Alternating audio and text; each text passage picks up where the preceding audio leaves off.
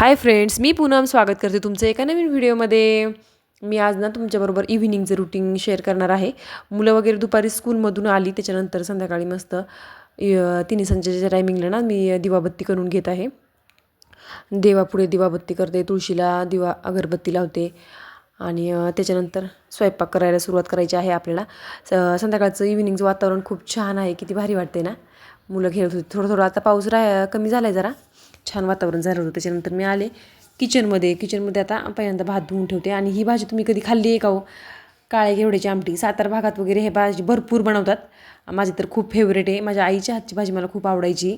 काळ्या घेवड्याची आमटी आणि भाकरी बाजरीची एक नंबर, खूप भारी लागतं. आज म्हटलं चला करावी, आईसारखी नाही पण ट्राय करावी म्हटलं. त्याच्यासाठी काय करायचं, खूप सोपे असते. आणि आलं लसूण आणि खोबरं थोडं वाटून घ्यायचं, कोथिंबीर मिक्स करायची, थोडी ना अशी खलबत्त्यात हे करायची. नंतर तेल गरम करायचं, जिरी मोहरीची फोडणी द्यायची, कढीपत्ता टाकायचा आणि हळद, लसूण खोबरं खलबत्त्यात बारीक केलेलं असतं ते पण टाकायचं आणि मस्त काळ्या घेवड्याची कुकरमध्ये शिजवलेली आमटी त्यात टाकून द्यायची. डाळ खूप छान होते, चवीपुरतं भाताबरोबर पण खूप छान लागते आणि भाकरीबरोबर लागते. पण असं ट्राय करून खायला खूप छान लागते. मला असं साधं जेवण खूप आवडतं, वाटणाचं वगैरे जास्त खूप आवडत नाही.